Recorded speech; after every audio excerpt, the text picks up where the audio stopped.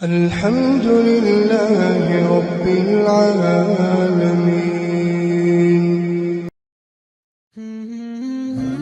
سورہ فاتحہ اساس القرآن اسے کہا جاتا ہے کہ جو کچھ قرآن مجید کے اندر بیان کیا گیا اس کا اجمالی طور پر نقشہ سورہ فاتحہ کے اندر کھینچا گیا ہے. سورہ فاتحہ کے اندر 3 مضامین بیان کیے گئے جو پورے قرآن کا خلاصہ ہے. پورے قرآن پاک میں بنیادی طور پر توحید باری تعالی، رسالت اور قیامت کا بیان ہے. الحمدللہ رب العالمین الرحمن الرحیم اس میں توحید باری تعالی کا بیان ہے. مالک یوم الدین میں قیامت کا بیان ہے. اور صراط الذین انعمت علیہم غیر المغضوب علیہم ولا الضالین اس میں صراط الذین انعمت علیہم ایسے افراد کا بیان جو انبیاء، اتقیاء، صلحاء ہیں جن پہ اللہ کا انعام ہوا، اور ایسے افراد سے بچنے کی دعا کی جا رہی ہے کہ جن پر اللہ کا غضب ہوا، اللہ کا عذاب ہوا.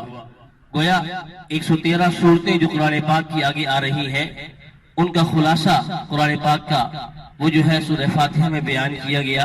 یہی وجہ ہے کہ سورہ فاتحہ ہر رکعت میں پڑھنے کی تلقین کی گئی اور ضروری قرار دیا گیا تاکہ قرآن مجید کے مضامین وہ انسان کے سامنے رہے. سورہ بقرہ کہتے ہیں گائے کو. اس سورت کے اندر چونکہ ایک گائے کا ذکر ہے اس لیے اس کا نام سورہ بقرہ رکھا گیا. 286 آیات پر مشتمل یہ سورت ہے. قرآن پاک کی سب سے بڑی سورت ہے. ہوا یوں کہ بنی اسرائیل کے ایک آدمی نے اپنے چچا کو قتل کر دیا وراثت کا مال لینے کے لیے، اور اس کی لاش کو اٹھا کر کسی اور گھر کے دروازے کے اوپر پھینک دیا، اور وہاں جھگڑے کی نوبت آ گئی. اللہ نے وقت کے نبی سیدنا موسیٰ علیہ السلام پر وحی بھیجی کہ ایک گائے کو ذبح کیا جائے اور گوشت کا ٹکڑا اس میت کے جسم کے ساتھ مس کیا جائے. اس پر یہ میت اٹھ کر بیٹھ جائے گی اور اپنے قاتل کا نام بتا دے گی. ایسے ہی کیا گیا کہ جب گوشت کا ٹکڑا مس ہوا تو اس سے وہ مقتول اٹھ کر اس نے اپنے قاتل کا نام بتا دیا. اس سے ایک فائدہ یہ ہوا کہ قاتل کی نشاندہی ہو گئی. دوسرا فائدہ یہ ہوا کہ اس دور کے اندر بنی اسرائیل میں کچھ گروہ ایسے تھے جو موت کے بعد دوبارہ اٹھنے کے منکر ہو رہے تھے. اس واقعے کی وجہ سے انہیں بھی یقین ہو گیا کہ جب انسان کا انتقال ہو جاتا ہے تو پھر اللہ رب العزت دوبارہ اس کو جو ہے زندہ کرنے پہ قادر ہے اور دوبارہ جو ہے وہ زندگی اسے مل سکتی ہے. اسی طریقے سے ایک گروہ ایسا بھی تھا کہ جس کے دل کے اندر گائے اور بیل وغیرہ کی عظمت بیٹھ چکی تھی. مصریوں کے ساتھ رہ کر گائے وغیرہ کی عظمت جو ہے ان کے دلوں کے اندر بیٹھ گئی تھی. اللہ پاک نے اس گائے کو ذبح کروایا تاکہ ان کے دلوں سے اس کی عظمت جو ہے وہ نکل جائے. ہمیں الف لام میم حروف مقطعات میں سے ہے. عرب لوگ حروف مقطعات سے کلام نہیں کیا کرتے تھے. جیسے قرآن پاک کی صورت نازل ہوئی الف لام میم کہا گیا تو عرب لوگ متوجہ ہونے پہ مجبور ہو گئے کہ یہ کیسا کلام ہے جس کے اندر انتہائی فصاحت و بلاغت سے کام لیا گیا ہے.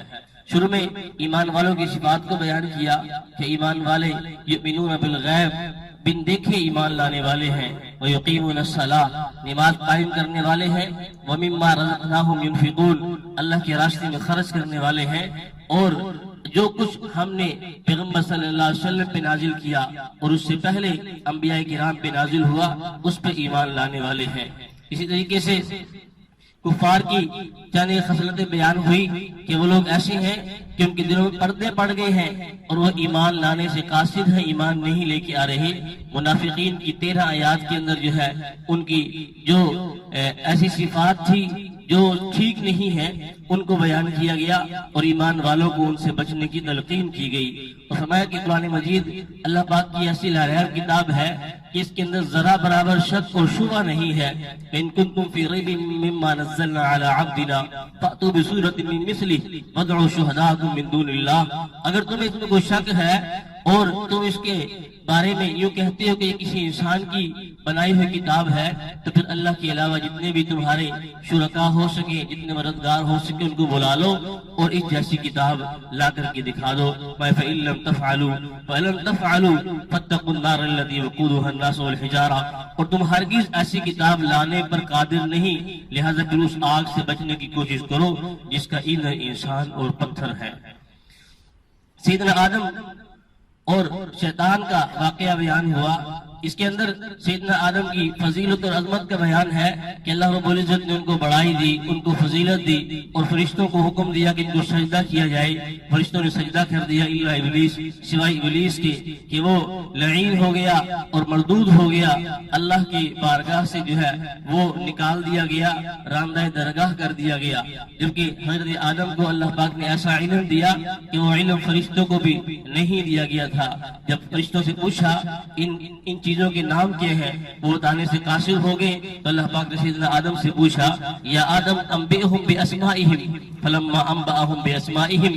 جب انہوں نے ان کے نام بتائے تو قال، اللہ پاک نے فرمایا الم اقل لکم انی اعلم غیب السماوات والارض.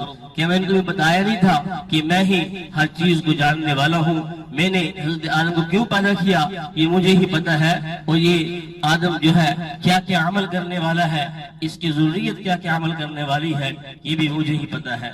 بنی اسرائیل کا ذکر قرآن پاک کی بہت سی صورتوں کے اندر آیا ہے، لیکن جتنی تفصیل کے ساتھ سورہ بقرہ کے اندر بنی اسرائیل کا ذکر آیا اتنی تفصیل کے ساتھ کہیں اور ذکر نہیں آیا. بنی اسرائیل والے اللہ پاک نے انہیں بہت نوازا، بہت زیادہ انعامات انہیں عطا فرمائے، حتیٰ کہ ان کے دشمن کو ان کی آنکھوں کے سامنے غرق کر دیا. 13 لاکھ کی فوج تھی فرعون کی، اور یہ بنی اسرائیل والے تقریباً 6 یا 7 لاکھ کے قریب تھے. ان کے سامنے وہ 13 لاکھ کی فوج غرق ہوئی، فرعون جو ہے وہ بھی غرق ہوا.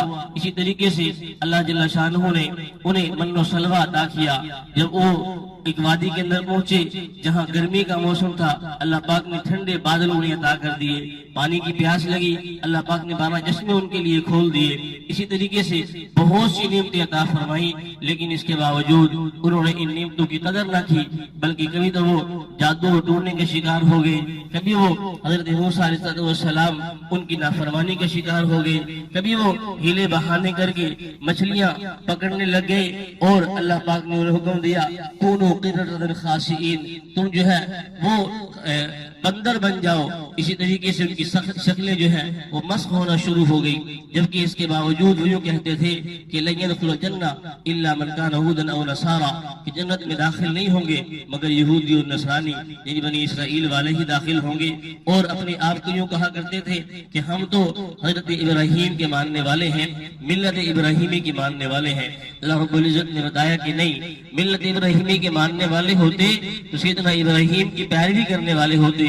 سیدنا ابراہیم کو ہم نے آزمایا ہے، طرح طرح سے آزمایا، انہوں نے ذرا برابر بھی اللہ کی نافرمانی نہیں کی. کبھی ہجرت کا حکم ہوا، اپنی بیوی اور بچے کو جو ہے وہ لے کر کے ایسے میدان کے اندر چھوڑ دیا جہاں پانی کا قطرہ نہیں ہے، جہاں خوراک کا سامان نہیں ہے، سنگلاخ زمین ہے. اور کبھی جو ہے اپنے بیٹے کے گلے پہ چھری چلا رہے ہیں اللہ کے حکم سے ہی، اور کبھی آگ میں کود رہے ہیں وہ بھی اللہ کی خوشنودی کے لیے، کبھی نمرود سے جھگڑ رہے ہیں وہ بھی اللہ کی خوشنودی کے لیے، کبھی اپنے والد کو چھوڑ کر کے ہجرت کر رہے ہیں. یہ ساری کی ساری چیزیں اللہ کو راضی کرنے کے لیے تھی. لیکن اس کے برعکس بنی اسرائیل والے ہیں کہ انہوں نے ذرا برابر بھی اللہ کی فرمانبرداری کا خیال نہیں کیا. اللہ رب العزت نے حضرت ابراہیم کو بہت نوازا، اور جب انہوں نے بیت اللہ شریف کی بنیادیں اٹھائیں اور دعا کی تو اللہ پاک نے ان کی دعائیں قبول کی، بیت اللہ شریف کو مرکز بنایا، اور وہاں اپنے آخری پیغمبر صلی اللہ علیہ وسلم کو مبعوث فرمایا. ان کے ذریعے سے قیامت تک کے لیے جو ہے بیت اللہ شریف کی حفاظت فرمائی. اسی طریقے سے انہوں نے دعا کی رزق کے لیے، اللہ پاک نے وہاں پر جو ہے ہر قسم کے پھلوں کی فراوانی کر دی. ہمیں جو آدمی من یرغب عن ملت ابراہیم الا من سفیہ نفسہ، وہ بے وقوف ہی ہو سکتا ہے جو حضرت ابراہیم کی لائی ہوئی شریعت کے مطابق نہ چلے. ہمیں کہ ابراہیم تو یقینی طور پر جو ہے وہ دین حنیف کو ماننے والے تھے اور یکسو ہو کر ایک اللہ کی عبادت کرنے والے تھے. دوسرے پارے کے آغاز کے اندر تحویل قبلہ کا ذکر ہے. جب پیغمبر صلی اللہ علیہ وسلم مدینہ پاک تشریف لائے تو 16 یا 17 مہینے بیت المقدس کی طرف چہرہ کر کے نماز ادا کرتے رہے، لیکن خواہش اور تمنا یہ تھی کہ بیت اللہ شریف کو قبلہ قرار دے دیا جائے، لیکن زبان سے کوئی بات نہیں کی. بس وہی الہی کے انتظار رہتا اور یوں دل میں بات رہتی کہ اللہ رب العزت ضرور بیت اللہ شریف کو قبلہ قرار دیں گے اور بیت اللہ شریف جو ہے وہ قبلہ بن جائے گا. جب یہ قبلے کا حکم نازل ہوا سیقول السفہاء من الناس ما ولاہم عن قبلتہم التی کانوا علیہا، تو وہ جو بے وقوف قسم کے لوگ تھے اعتراض کرنے والے یہودیوں میں سے اور دیگر کفار میں سے، وہ کہنے لگے کس چیز نے ان کی قبلے کو بدل دیا؟ پہلے بیت المقدس کی طرف چہرہ کر کے نماز ادا کرتے تھے، اب بیت اللہ شریف کی طرف چہرہ کر کے نماز ادا کر رہے ہیں. میں قل آپ فرما دیجئے للہ المشرق والمغرب، اللہ ہی کے لیے مشرق ہے، اللہ ہی کے لیے مغرب ہے. یہدی من یشاء الی صراط مستقیم، اللہ پاک جسے چاہتا ہے سیدھے راستے کی توفیق عطا فرماتا ہے. تحویل قبلہ کے بعد اللہ رب العزت نے ابواب بر جو ہے یعنی نیکی اور تقوی کی زندگی گزارنے کے جو اصول ہیں وہ بیان کیے اور فرمایا کہ لیس البر ان تولوا وجوہکم قبل المشرق والمغرب، صرف یہی نیکی نہیں ہے کہ انسان جو ہے چہرہ مشرق کی طرف کر لے یا مغرب کی طرف کر لے، ولکن البر من آمن باللہ والیوم الآخر والملائکہ والکتاب والنبیین. ہاں نیکی یہ ہے کہ انسان اللہ پہ ایمان لے آئے، یوم آخرت پہ ایمان لے آئے، اللہ کی کتابوں پر، فرشتوں پہ، انبیاء پہ ایمان لے آئے. وآت المال علی حبہ ذوی القربى والیتامى والمساکین، اور اپنے مال کو مال کی محبت کے باوجود مساکین پہ خرچ کر رہا ہے، یتیموں پہ اور مسافروں پہ خرچ کرے، اپنے رشتہ داروں پہ خرچ کرے. اور اسی طریقے سے وَأَقَامَ الصَّلَاةَ وَآتَى الزَّكَاةَ، اور نماز قائم کرنے والا ہو، زکوٰۃ ادا کرنے والا ہو. وَالْمُوفُونَ بِعَهْدِهِمْ إِذَا عَاهَدُوا، وعدے کی پاسداری کرنے والا ہو. وَالصَّابِرِينَ فِي الْبَأْسَاءِ وَالضَّرَّاءِ وَحِينَ الْبَأْسِ، جب تکلیف کا موقع ہے، پریشانی کا موقع ہے، جنگ کا موقع ہے، وہاں صبر کرنے والا ہو. یہ آیت بر کہلاتی ہے. اس کے بعد ابواب بر یعنی ایسے ابواب بیان کیے گئے ہیں جو نیکی اور تقوی سے تعلق رکھنے والے ہیں. اس سے پہلے بھی کچھ احکامات بیان کیے گئے جو نیکی اور تقوی سے تعلق رکھنے والے ہیں. ان میں سے ایک تو یہ ہے کہ اپنی جو ہے حاجات کو پورا کرنے کے لیے نماز ادا کی جائے اور اللہ سے مدد طلب کی جائے. اسی طریقے سے صبر کیا جائے. یہ فرمایا کہ جو آدمی اللہ کے راستے میں شہید ہو جاتا ہے وہ مردہ نہیں ہوتا، وہ زندہ ہوتا ہے. اللہ پاک نے اسے زندگی عطا کی ہوتی ہے. اللہ پاک آزماتے ہیں انسان کو، کبھی مال کے ذریعے سے، کبھی جان کے ذریعے سے، کبھی کاروبار میں خسارے کے ذریعے سے، کبھی کسی اور طریقے سے. جب انسان کو نقصان ہو جائے تو یوں کہے انا للہ و انا الیہ راجعون، کہ ہم بھی اللہ کے لیے ہیں اور ہم نے بھی اللہ کے پاس ہی لوٹنا ہے. صحابہ کرام صفا مروہ پہ سعی کرتے تو ان کے دل میں کچھ خلش ہوتی کہ یہاں پرانے زمانے کے اندر دو بت رکھے ہوئے تھے جہاں کفار و مشرکین جو ہے ان بتوں کو پوجا کرتے تھے. اللہ پاک نے تسلی دی کہ نہیں، ان الصفا والمروہ من شعائر اللہ، کہ صفا مروہ یہ اللہ کے شعائر میں سے ہے. فمن حج البیت او اعتمر فلا جناح علیہ ان یطوف بہما، کوئی حج کرنے جائے، عمرہ کرنے جائے تو کوئی حرج نہیں ہے کہ وہاں سعی کر لی جائے. یعنی دل کے اندر یہ بات نہ رکھی جائے کہ سعی کریں گے تو گناہ ملے گا، نہیں، بلکہ یہ سعی کرنا واجب قرار دیا گیا ہے. لہٰذا ہر قسم کی خلش جو ہے وہ دور کر دی جائے. اسی طریقے سے اس آیت کریمہ جو آیت بر کہلاتی ہے، اس کے بعد جو ہے وہ عدل کا اصول بیان کیا گیا کہ یا ایھا الذین آمنوا کتب علیکم القصاص فی القتلی، اگر کسی نے قتل کر دیا تو قاتل سے قصاص لیا جائے گا. اور ولکم فی القصاص حیات یا اولی الالباب، اور اے عقل والو قصاص کے اندر اللہ پاک نے زندگی رکھی ہے. جب انسان قصاص کا پابند ہوگا تو وہ قاتل غصہ ہونے کے باوجود ہاتھ نہیں اٹھائے گا اور مقتول کو قتل نہیں کرے گا. لہذا مقتول اور قاتل دونوں خاندان ہر قسم کی اذیت سے، تکلیف سے محفوظ رہیں گے. میں اس کے اندر عدل کا پہلو بھی ہے، رحمت کا پہلو بھی ہے. اگر مقتول کے ورثاء قاتل سے قصاص لے رہے ہیں تو یہ عدل کا پہلو ہے. اگر مقتول کے ورثاء قاتل کو معاف کر رہے ہیں تو یہ رحمت اور فضل کا پہلو ہے کہ اللہ پاک نے یہ بھی بات چھوٹ رکھی ہے کہ اگر مقتول کے ورثاء قاتل کو معاف کر رہے ہیں، دیت وغیرہ لے رہے ہیں، تب بھی اس کے لیے جائز ہے.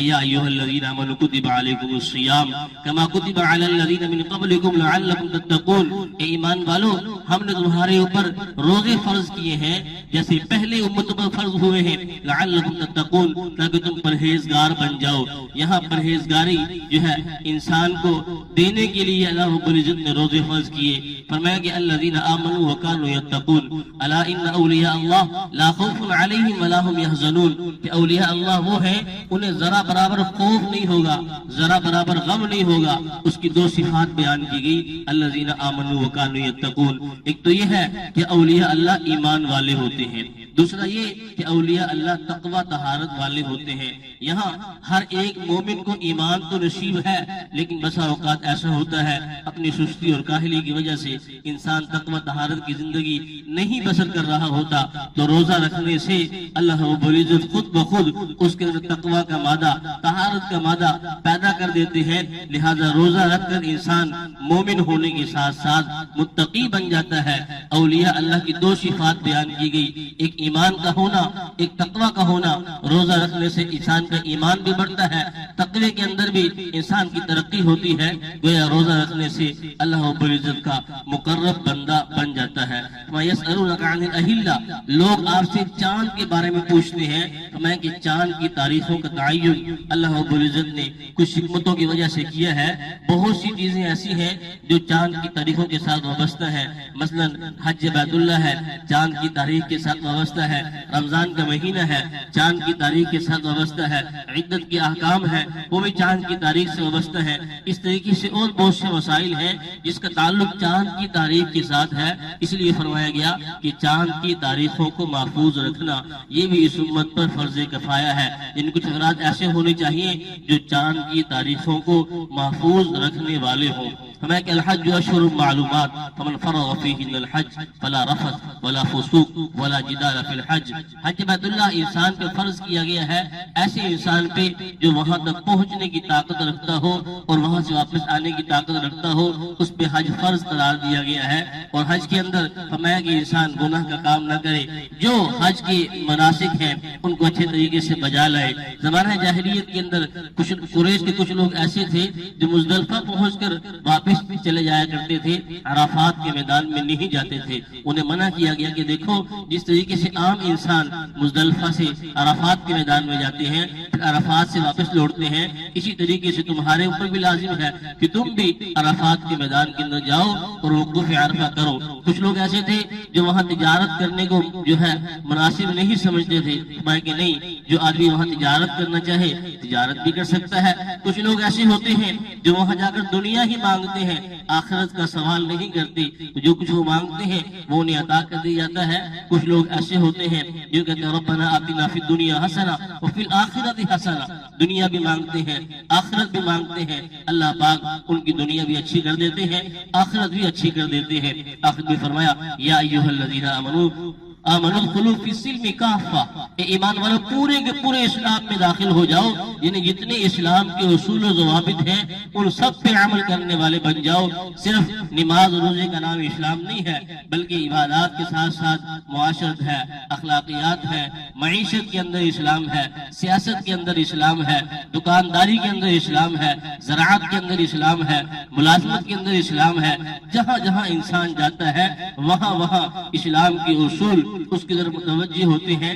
کیونکہ کوئی بھی پہلو ہو تمام پہلوؤں میں اسلامی تعلیمات کا لحاظ رکھنا یہ انسان کے لیے ضروری ہے۔ وَلَا تَتَّبِعُوا خُطُوَاتِ الشَّيْطَانِ، شیطان کی پیروی نہ کرو، إِنَّهُ لَكُمْ عَدُوٌّ مُبِينٌ، بے شک وہ انسان کا کھلا دشمن ہے۔ اللہ پاک صلی اللہ علیہ وسلم کرنے کی توفیق عطا فرمائے۔ وَمَا عَلَيْنَا إِلَّا الْبَلَاغُ الْمُبِينُ۔